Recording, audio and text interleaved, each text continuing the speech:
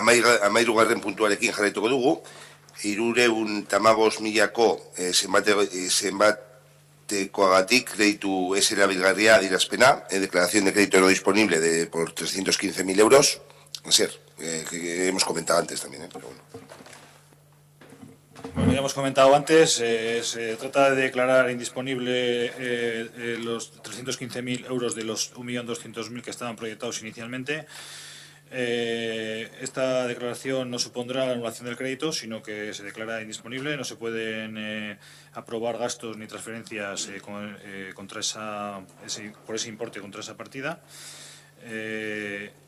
Y bueno, corresponde la aprobación al Pleno.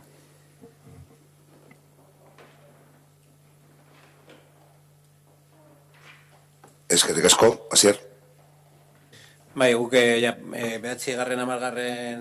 eta 11. puntuan ja komentatu dugu nahikotxo honen inguruan, beraz kontran bozkatuko dugu, eta ja da argumentazioa lehenago eman dugu, que ya hemos hablado en el punto 9, 10 y 11 de esto mismo.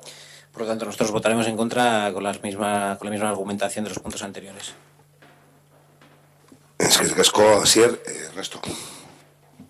Sí, vale, ya hemos hablado de este punto, ya comentaba Asier. Nosotros al final, bueno, vosotros decidisteis pedir el préstamo, vosotros habéis decidido cambiar la cuantía y bueno, son cosas que cocináis en vuestra casa, entre comillas, y pues seguid haciéndolo en los mismos términos. Eskerrik asko, Ernesto. Vamos a proceder a la votación. Declaración del crédito no disponible. ¿Votos a favor? ¿Abstenciones? ¿Contra?